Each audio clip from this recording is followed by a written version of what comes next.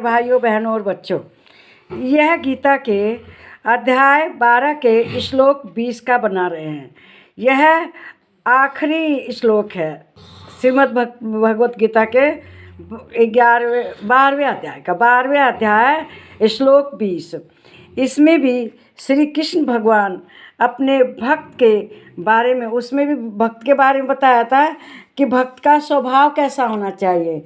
इसमें कहते हैं, ये तो धम्या और मृत्युमिदम यथोक्तम पर्युपासते श्रद्धा नाम मत्परमा भक्तस्तेति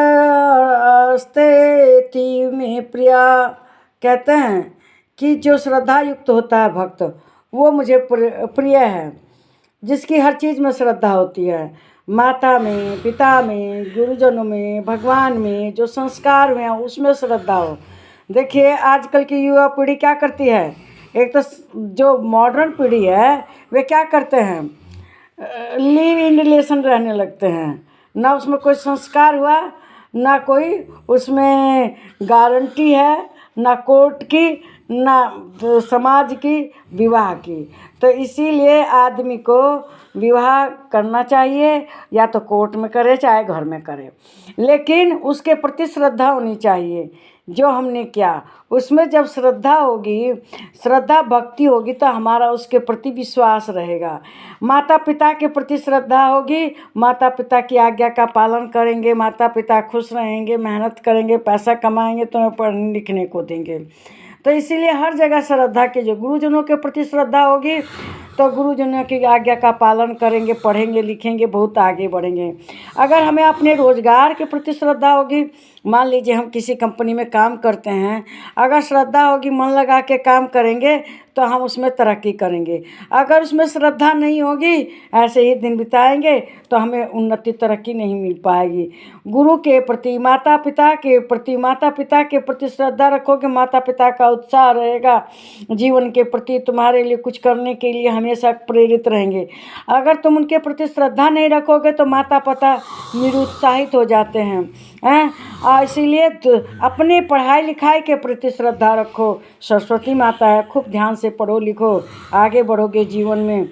क्या है सरस्वती माता पढ़ाई लिखाई? ये भी एक तरह की तपस्या है। इसे भी तपस्या की तरह से पूरा करना होता है। करोगे तो जीवन सुखमय हो जाएगा।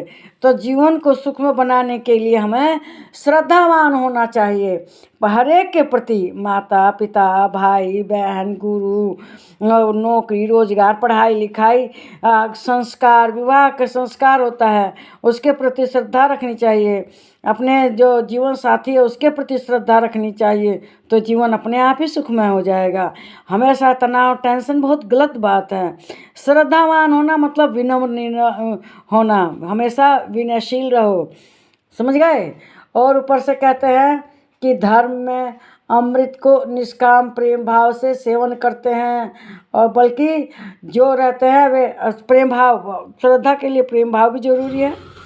और फिर ऊपर से वे जो श्रद्धा भाव वाले हैं, प्रेम भाव वाले हैं, प्रेम से भगवान की सेवा करते हैं, प्रेम से रहते हैं, और निष्काम मतलब किसी से कोई उम्मीद नहीं करनी चाहिए कि मैं इसके लिए ये करूँगा तो ये मेरे लिए नहीं।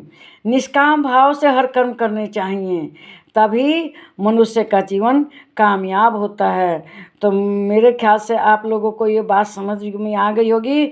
अपने भाई भगवान के प्रति श्रद्धावान रहोगे तो अपने माता पिता के प्रति, परिवार के प्रति, संस्कार के प्रति, रोजगार के प्रति, पढ़ाई के प्रति, हर चीज़ के प्रति श्रद्धावान रहो। प्रेम में जीवन बिताओ, लड़ाई झगड़ा किसी से क्लेश मत करो, अपने आप ही जीवन सुखमय हो जाएगा। श्री कृष्ण भगवान सुखी जीवन बनाने का रहस्य बताते हैं। अब हमेशा रहो, आप तनाव में रहो, लड़ाई झगड़े के मूड में रहो हमें, और ठीक है सुख दुख सबको होता है, काम का बोझ सब कुछ होता है, लगे रहने से तो बड़ी से बड़ी समस्या का समाधान हो जाता है। अपने कर्म में लगे रहो, निष्काम कर्म में लगो।